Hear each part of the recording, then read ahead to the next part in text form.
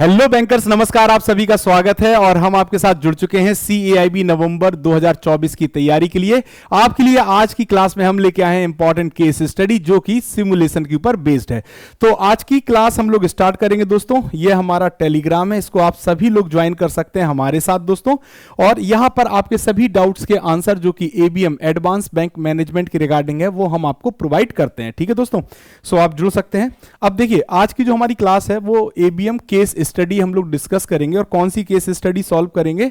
Simulation के ऊपर एक केस स्टडी है जिसको हम लोग सॉल्व करेंगे आज की क्लास में। ठीक है, नाउ तो कैसे केस स्टडी है, क्वेश्चन पढ़ते हैं पहले। A company manufacture a type of perishable item per day, यानी एक कंपनी है जो मैन्युफैक्चर करती है ऐसे प्रोडक्ट्स को जो कि खराब हो सकते हैं, पेरिसेबल है। ठीक है दोस्तों, सो the sale this item depends upon the demand which has following distribution। अब इसकी सेल किस आधार पे करती है? डिमांड के आधार पे, है ना। सो सेल्स पर यूनिट अगर आप देखोगे तो 27 पर यूनिट है, 28 पर यूनिट है, 29 है, 30 है, 31 है, 32 है।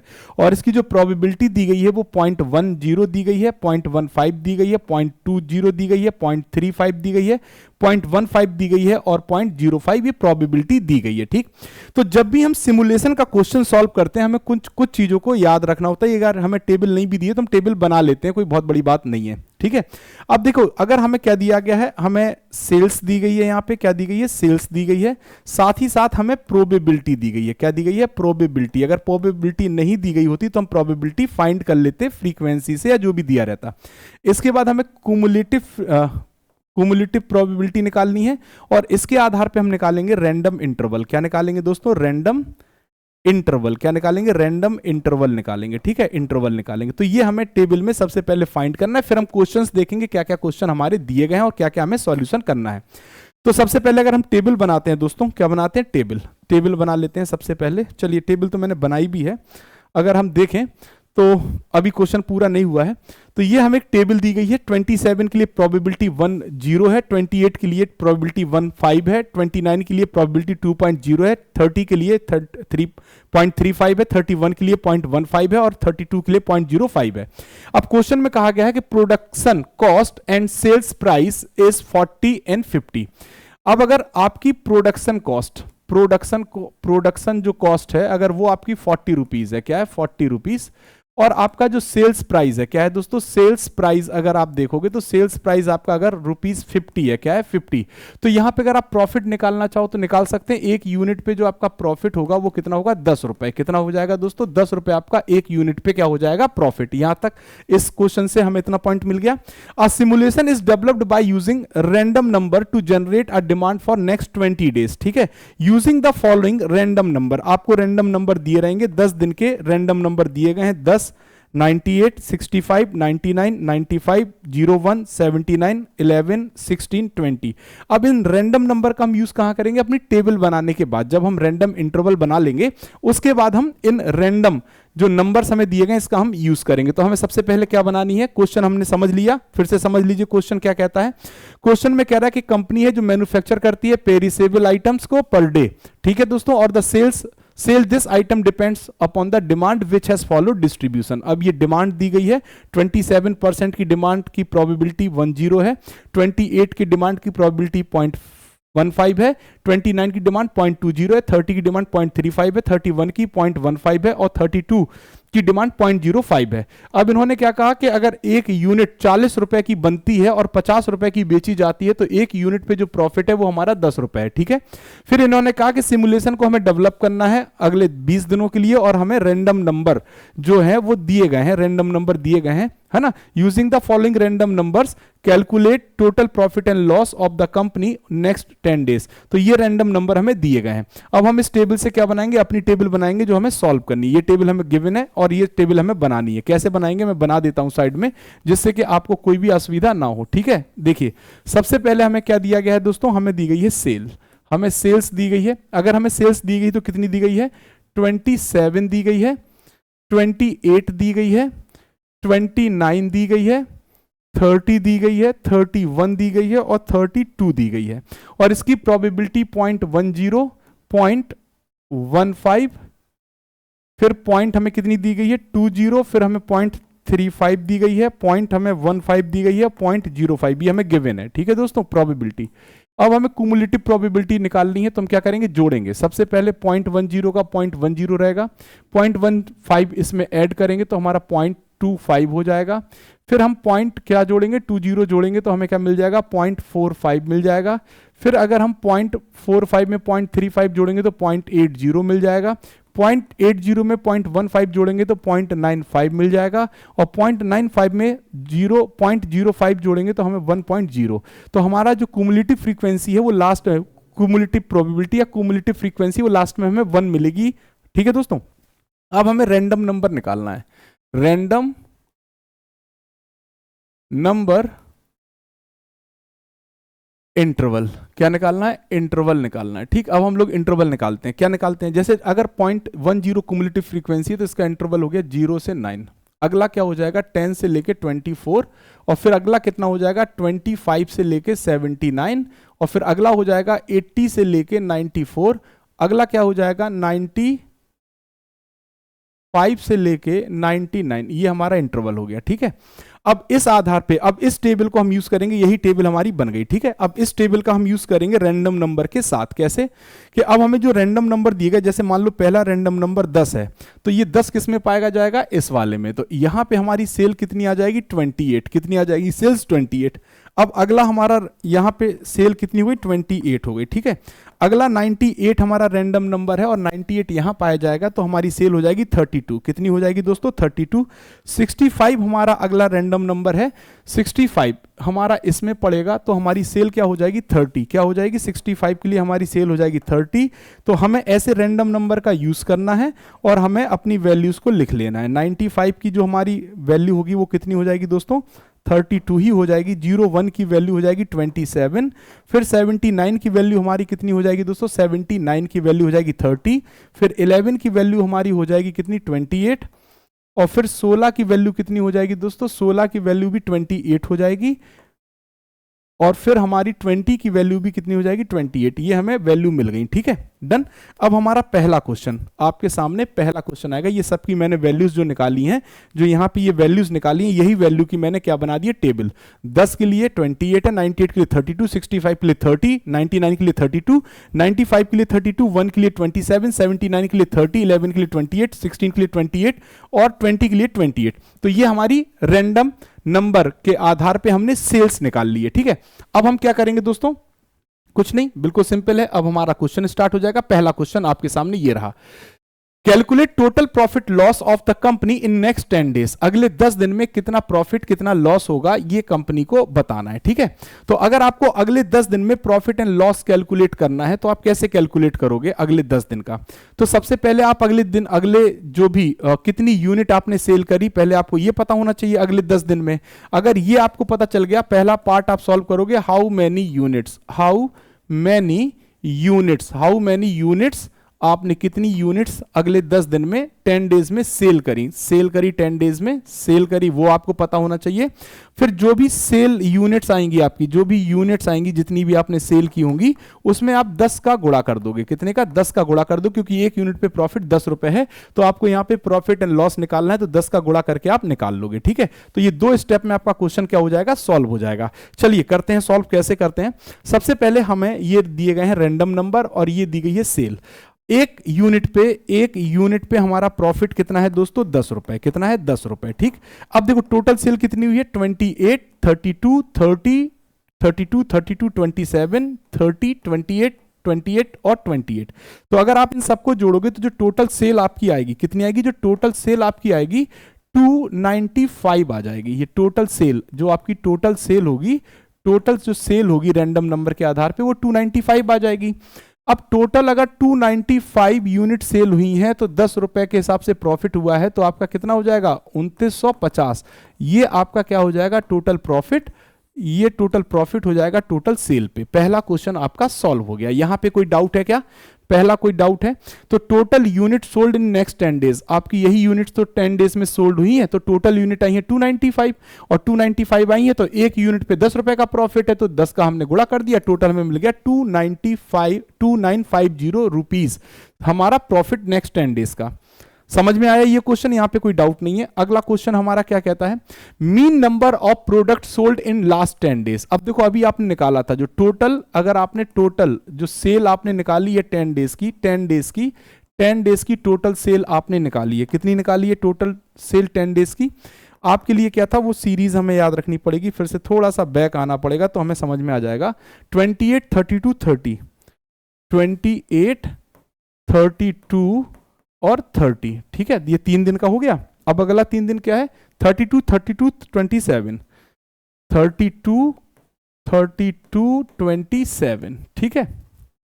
फिर अगला क्या है, 30, 28, 28, 28 प्लस 30 प्लस 28 प्लस 28 प्लस 28।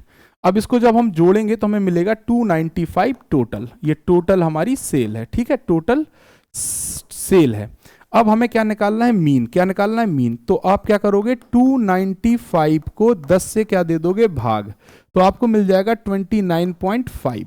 ये आपकी क्या आ जाएगी दोस्तों, लास्ट 10 डेज की mean number of products sold, जो आपने किए हैं वो प्रोडक्ट सोल्ड हुए हैं ए, कितना आ गया 29.5 आपका करेक्ट आंसर होगा, ठीक है। तो ये आपका सेकंड क्वेश्चन भी सॉल्व हो गया। इसके बाद थर्ड क्वेश्चन, ये आपके एग्जाम की केस स्टडी है, ये आपके एग्जाम में पूछी गई केस स्टडी है, ठीक है दोस्तों। नाउ अब आपसे पूछा है इफ रैंडम नंबर इज 10, 98, 65, 99, 95, 17, ये जो दिया गया रैंडम नंबर, इसके अनुसार आपको निकालना है कि कौन सा सेल के लिए करस्पॉन्डिंग करेक्ट है। तो अब देखो यहां पे आपको थोड़ा सा यहां पे ध्यान देना पड़ेगा। अब ये थोड़ा सा आपके लिए टिपिकल हो जाएगा। सबसे पहले आपको देखना है क्या, ये वाली टेबल आपको देखनी पड़ेगी, ठीक। अब इस वाली टेबल को अगर आप देख रहे हैं तो चलिए देखते हैं हम लोग। सबसे पहले हमें क्या दिया गया है, पहले दिया गया है 10, फिर दिया गया है 98, फिर दिया गया है 65, फिर दिया गया है 99, फिर दिया गया है 95, फिर दिया गया है 01, 79, 11, 16, 20। अब इनके आगे की करस्पॉन्डिंग हमें क्या निकालनी है, क्या निकालनी है दोस्तों, करस्पॉन्डिंग सेल। तो सबसे पहले हमें क्या है 11, हमें कितना दिया गया है दोस्तों, 10 दिया गया। 10 की सेल कितनी है दोस्तों, 28, कितनी है, 28 है, ठीक है। फिर 98 की सेल देखनी है हमें, 98 की सेल, तो 98 की सेल हमें कितनी दी गई है, 98 की सेल यहाँ कहीं दी गई है, नहीं दी गई है। तो हमें अब क्या यूज करना पड़ेगा अपना, हमें करना पड़ेगा रैंडम नंबर वाला ये टेबल यूज, ये वाली, ठीक है। अब 98 हमारा आएगा 32, 98 की सेल कितनी आ जाएगी, 98 की सेल कितनी आ जाएगी दोस्तों, 32, कितनी आ जाएगी 32, तो 98 की 32। अब 28 और 32, अब देखो ये वाला ऑप्शन बचा और ये ऑप्शन बचा, ये ऑप्शन कट गया और ये ऑप्शन कट गया, ठीक है। अब हमें 65 और 99 की देखनी है, चलो 65 और 99 की भी देख लेते हैं। 65 और 99 की, 65 की कितनी है, 65 की कितनी होगी दोस्तों, 65 की होगी 30, ठीक है, और 65 और 99 की 32, 30 और 32, चलो 30 और 32 देखते हैं। 30 और 32, फिर हमें क्या मिलेगा, 30 मिलेगा और 32 मिलेगा। तो अब देखो यहाँ पे 30 भी है, यहाँ भी 32 है। अब हमें क्या देखना पड़ेगा, 95 और 91 की, 95 और 91 की देखनी पड़ेगी। चलो 95 और 91 की देखते हैं। 95 और 91, 95 की 32 है और 91 की कितनी है दोस्तों, 31 है, ठीक है। चलो 32 और 31, चलो अब लिखते हैं 32 और 31, कितना है, 32 और 31 है, 32 है और 31 है, ठीक है। अब देखो 32 और 27 आ रही, यहाँ पे कितनी की, अच्छा एक की देखनी, एक की 27 ही है सर, एक की 27 है, सॉरी मैंने गलत देख लिया। देखो 1 की कितनी है दोस्तों, अगर 1 की आप देखोगे ना तो 1 की कितनी है, 1 की अगर आप देखोगे तो 1 की 27 आएगी, ठीक है। फिर अब हमें कितना, किसका देखना है, किसका देखना है, अब किसका देखना है, चलिए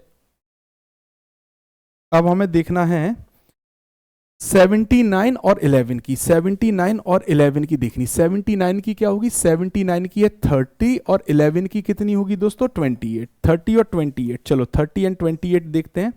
30 और 28, 30 और 28, अब 16 और 20, 16 और 20 को देखना है। चलो 16 और 20 को देखें, 16 और 20 को देख लें।